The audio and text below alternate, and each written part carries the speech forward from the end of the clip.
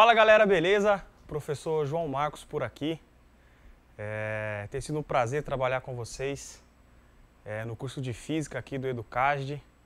Já estamos aí do meio para o final do nosso curso. Tenho certeza que a gente conseguiu evoluir bastante ao longo desse caminho. Já conversamos sobre vários assuntos da física e hoje a gente vai falar sobre um assunto que particularmente eu gosto pra caramba, que é força de atrito e movimento de superfícies. Beleza? Vamos junto para mais essa aula. Concentração, foco, que a gente vai conseguir dar mais um passo. Beleza? Vamos lá. Força de atrito. Nós estamos estudando dentro do contexto de dinâmica várias forças, né? Forças gravitacionais, forças de contato, força de tração. E hoje, especificamente, a gente vai falar sobre força de atrito. A força de atrito, rapaziada, a gente tem que pensar o seguinte. A força de atrito está relacionada sempre com o deslocamento de superfícies que estão em contato. Então, ela é uma força de contato, uma força que exige o contato entre duas superfícies. Não é uma força de campo, como, por exemplo, a força gravitacional. Aqui tem um ponto que muitas vezes não é muito intuitivo, mas eu vou tentar explicar para vocês. Imaginem que eu tenho um bloco em cima de uma mesa, beleza? Um bloco, vamos pensar, uma forma de bolo em cima de uma mesa. Você está lá na mesa da sua casa. Essa forma de bolo, quando nós passamos a mão nela, ela tem a aparência de ser lisa, de ser uma superfície totalmente lisa quando a gente passa a mão por baixo dela. Porém, não é. Todas as superfícies, gravem isso, todas as superfícies possuem micro defeitos, com picos e vales que fazem com que essa superfície não seja uma superfície 100% lisa. Então, a capacidade de duas superfícies deslocarem durante o contato entre elas está diretamente relacionada, essa capacidade está relacionada com a lisura dessas superfícies, com os defeitos dessas superfícies, tá bom? Então, quanto mais rugosa, quanto mais defeituosa for essa superfície, mais difícil é a fricção, mais forte é o contato de uma superfície com ela, tá bom? Isso aqui acontece no nosso dia a dia em vários momentos e muitas vezes a gente não percebe.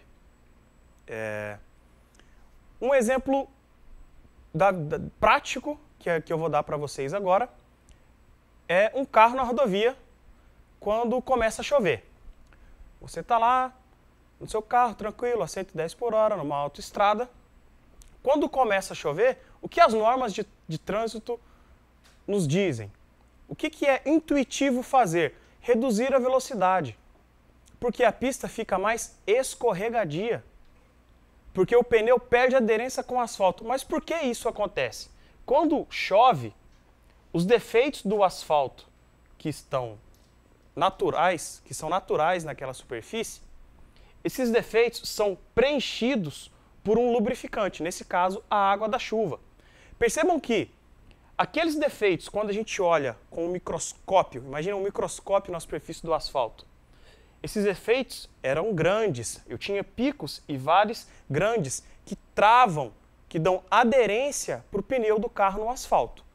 Quando chove, eu passo a ter um lubrificante preenchendo esses defeitos.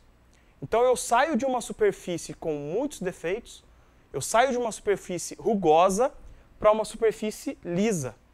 Então o que acontece? É comum você ouvir falar, ver vídeos, ou até mesmo ver com os próprios olhos, em uma curva, quando está chovendo, o carro sair da curva, deslizar. Por quê? Ele rompeu a capacidade do asfalto segurar as rodas. Ele não teve atrito suficiente, não teve aderência suficiente e perdeu o controle. Então, olha só como todos esses fenômenos estão interligados. Eu tenho uma superfície com seus defeitos naturais, que é o asfalto, interagindo com o pneu do carro, certo? Enquanto não há movimento, o pneu do carro está ali travado, ele consegue fazer a curva. A partir do momento que eu tenho um lubrificante, uma superfície mais lisa, eu tenho que reduzir a velocidade, porque o atrito é menor. Uma outra situação que é interessante, talvez você já tenha visto isso. Você vai lá no sítio do seu pai, do seu amigo, eventualmente você para o carro na grama, chove, e aí quando você vai sair, o carro não sai. Já aconteceu isso com vocês? O carro, o motor aciona as rodas, mas ele distraciona. Ele não consegue iniciar o movimento porque ele não tem atrito suficiente com a grama. Já aconteceu isso com vocês? Aquela grama está molhada, ela é lisa, o pneu roda no vazio. Aí o que aquele tio mais velho, experiente, faz? Ele vai lá, pega um carrinho de mão com pedra brita, areia, seja o que for, joga debaixo das rodas do carro e fala pro sobrinho mais novo sentar no capô do carro para fazer peso, para que aquele pneu consiga tracionar e sair da grama molhada. Vamos imaginar essa situação e raciocinar juntos. O que esse tio está fazendo? Ele está aumentando o atrito do pneu com o solo. Porque para que o carro rompa movimento, para que o carro consiga tracionar, ele tem que ter aderência, atrito com o solo. E por que aquele sobrinho mais novo senta no capô do carro? A gente vai ver um passo adiante que a força de atrito está diretamente relacionada com a normal que é aplicada nesse contato. Então a gente tem a areia debaixo da roda do carro, aumentando os defeitos, aumentando a aderência da roda com o solo e o aumento da força. E aí, de repente, esse carro rompe o movimento e consegue sair. Beleza? Então é uma situação da vida real em que a gente quer aumentar o atrito. E existem situações da vida real em que a gente quer diminuir o atrito. Um exemplo disso é o óleo do motor do carro. Por que a gente troca o óleo do motor do carro? Por que existe o óleo do motor do carro? Lá dentro do motor, a gente tem a carcaça do motor e o pistão fazendo o seu trabalho de movimento. Se não tiver um óleo lubrificante, de forma que essas duas superfícies fiquem a uma certa distância, elas vão se danificar muito rápido, porque vai haver fricção. E por que nós trocamos o óleo do motor do carro? Esse óleo tem que ter a viscosidade ideal, ele tem que ter um comportamento químico ideal, para que não permita que essas superfícies atritem. Percebam a situação? São situações da vida real aplicadas onde estão aplicadas as nossas forças de atrito. Tá bom? Então nós discutimos nesse momento a condição natural de todas as superfícies. Todas as superfícies são rugosas, umas mais, outras menos. Mas todas possuem um certo nível de defeito. O comportamento de um lubrificante, o efeito que ele causa em uma superfície. E situações reais de superfícies polidas e superfícies rugosas. Em determinados momentos nós desejamos uma superfície rugosa, em determinado momento nós desejamos uma superfície lisa. E aí vai depender daquele fenômeno físico específico. Beleza? Agora, conceitos fundamentais a respeito da força de atrito. Nós temos o atrito estático e o atrito dinâmico. E o que diferencia essas duas forças de atrito? Se as superfícies estão em movimento ou não. Então eu tenho duas superfícies paradas. Se eu provocar, se eu tentar movimentar o atrito entre elas, enquanto está parado, enquanto elas estão estáticas, o atrito é estático. Beleza? A partir do momento que eu rompo o estado inercial, a partir do momento que eu rompo esse estado de movimento zero, eu tenho o atrito dinâmico ou atrito cinético, tá bom? Então, o que divide esses dois momentos é o rompimento do movimento. Já já vou descrever isso matematicamente melhor para vocês. Atrito estático, não há movimento relativo entre as superfícies. Atrito dinâmico ou cinético, há movimento relativo entre as superfícies. Agora eu vou mostrar uma coisa importante para vocês que é a resposta de 90 a 95% de questões de prova, vestibular e concursos. A importância de decompor corretamente essas forças em, geralmente, blocos, ou seja lá qual for o tipo de corpo que você vai estar estudando. Naturalmente, a gente tem essas forças de maneira simplificada sendo aplicadas no corpo. Peso e normal, já discutimos uma aula atrás. O peso de natureza gravitacional, a normal é uma força de natureza de contato. Então essas duas forças aqui, ó, elas estão relacionadas. Essas duas forças, elas têm a mesma natureza. A normal é uma força de contato e o atrito também é uma força de contato. No estudo aprofundado da física, a gente tem aqui essas duas componentes formando uma força só, que é a força de contato na diagonal. Mas para a gente aqui não vai ser necessário, tá bom? E essa força aqui, eu exemplifiquei como uma força qualquer que é aplicada no corpo, seja tração, seja empurrando, e aí a situação fática da questão vai trazer para vocês, tá bom? Matematicamente falando, força de atrito máxima é igual ao coeficiente estático de atrito vezes a normal. Vamos lá, galera, é o seguinte. Exemplo prático. Eu tenho um carro quebrado no qual eu preciso empurrar esse carro, eu preciso tirar ele de onde ele está. Eu sozinho começo a empurrar, beleza? Começo a empurrar e aplico 10 newtons, 20 newtons, 25 newtons, não sai do lugar. Aí eu chamo ajuda e uma outra pessoa vem me ajudar.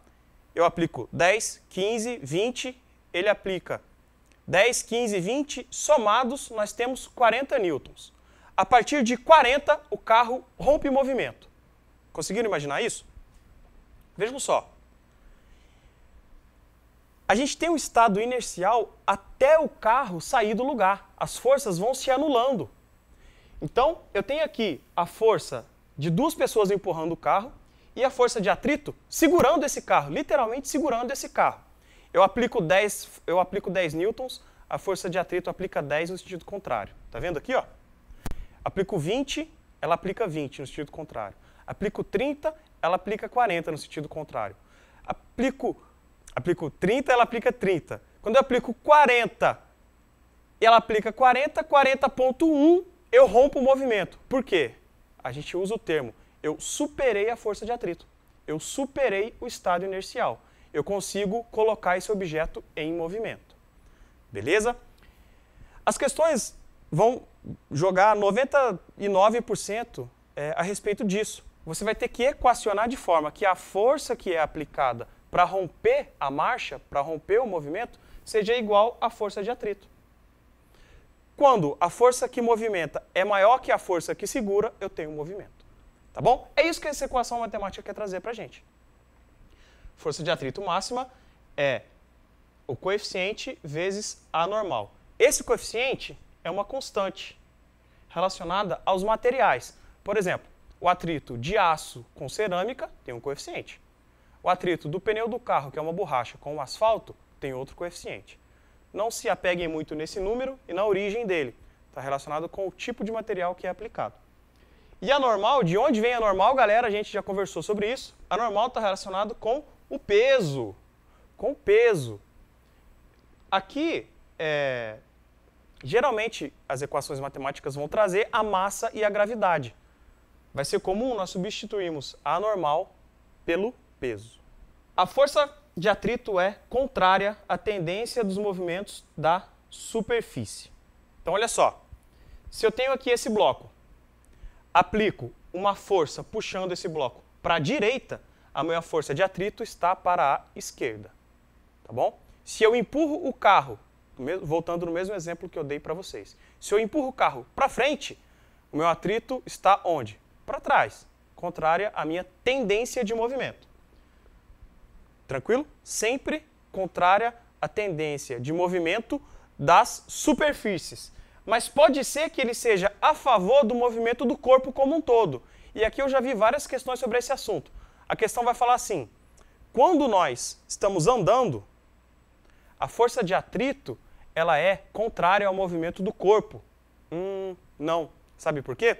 Quando nós andamos, nós empurramos, nós levamos o nosso pé para trás. Nós levamos o nosso pé para trás e por isso nós conseguimos andar.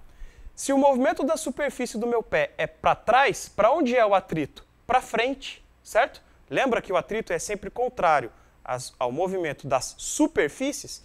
Então, apesar, eu levo o meu pé para trás para que o meu corpo vá para frente. Então, o meu atrito, nesse caso específico, também está para frente. Então, ele é a favor do movimento do corpo como um todo, mas ele é sempre contrário ao movimento da superfície em questão. Tá bom? Nós vamos fazer agora alguns exercícios sobre esse assunto.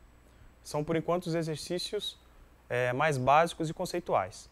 Na próxima aula, eu vou trazer para vocês o conceito de atrito dinâmico, onde as superfícies já vão estar em movimento, tá bom? Fiquem aí, peguem papel e caneta que a gente vai fazer os exercícios agora. Até mais. Fala pessoal, beleza? Voltando para a nossa primeira aula sobre atrito.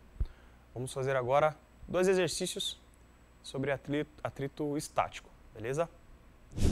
Um bloco com peso de módulo 15 newtons encontra-se em repouso sobre uma superfície horizontal. Sendo 0,4 o coeficiente de atrito estático entre eles, o módulo da força de atrito, enquanto o bloco permanece em repouso, é A. Sempre igual ao módulo da força horizontal aplicada ao bloco, até o valor de 6 newtons. 6 newtons para qualquer módulo de força horizontal aplicado ao bloco, sempre menor que o módulo da força horizontal aplicado ao bloco até o valor de 6 newtons, sempre maior que a força aplicada com o valor máximo de 6 newtons ou 15 newtons para qualquer módulo de força aplicada. Pessoal, vamos lá. Essa questão, por ser a primeira questão, é uma questão mais básica, onde nós vamos revisar os conceitos que a gente acabou de aprender, tá bom? A questão pergunta qual é o módulo da força de atrito para uma dada força aplicada. Beleza? E olha só. Vamos à nossa equação. Força de atrito é igual ao μ estático vezes A normal. Por que eu estou usando μ estático? O bloco ainda não está em movimento. Beleza? O bloco ainda não está em movimento. Então, a força de atrito vai ser μ vezes o peso. Por que vai ser μ vezes o peso? Porque na minha componente vertical eu só tenho a normal e o peso sendo aplicados. Então eu vou ter aqui 0,4 vezes 15, 6 newtons. Esses 6 newtons, galera, como que nós interpretamos isso? É uma cláusula de barreira. É um limite a partir do qual o bloco entra em movimento. Então, enquanto eu não atinjo 6 newtons de força aplicada, ele não anda. Essa aqui é a minha barreira. A força de atrito segura essas duas superfícies para que elas não se movimentem. Então, eu vou repetir o exercício mental que a gente acabou de fazer na aula. Eu estou aplicando uma força, 1 newton. Eu aplico a força de 1 newton, surge uma força de atrito de 1 newton para anular essa força. Beleza? Aumento para 4 newtons. A força de atrito entre aquelas duas superfícies que estão interagindo sobe para 4 newtons, para que essa força seja anulada. O bloco ainda não se move. Eu aumento para 6 newtons, 6,0 newtons. A força de atrito entre essas duas superfícies sobe, anula a força que eu estou aplicando e o bloco não se move. 6 é a minha cláusula de barreira, é o meu limite. Quando eu superar 6 newtons, esse bloco se move. Apliquei 6,1 newtons. Eu passei a minha força de atrito estático, a minha força de atrito não segura mais essas duas superfícies e o bloco passa a se mover. Entenderam o raciocínio? Então a força de atrito ela vai subindo de acordo que a força que empurra o bloco também sobe até o limite de atrito estático. A partir desse momento eu passo a ter o atrito cinético, que é quando as duas superfícies já estão em movimento. Quando as duas superfícies já estão em movimento, que é o assunto da próxima aula, essa força de atrito cai. Então, respondendo à questão, a resposta é A. A força de atrito, ela vai subindo junto com a força que é aplicada até 6 newtons. A partir disso, ela é menor. Beleza? Já volto com a segunda questão de bloco de plano inclinado. Essa é clássica. Vamos lá, pessoal, para a nossa segunda questão da aula 1 de atrito. Um bloco se apoia sobre um plano inclinado, conforme apresentado no esquema. Dá para observar aí um ângulo de 30 graus.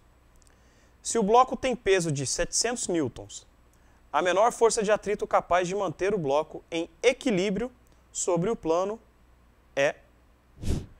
Vamos lá, pessoal. Essa questão ela é clássica, diria que é uma das mais clássicas da física toda, que é um plano inclinado com um bloco na eminência de começar a escorregar, começar a descer.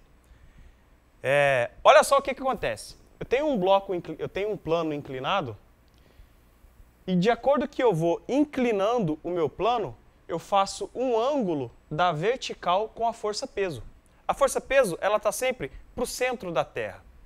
Então, eu coloquei aqui o meu eixo de coordenadas x e y paralelos. O meu eixo x está sobre ou paralelo o meu plano inclinado.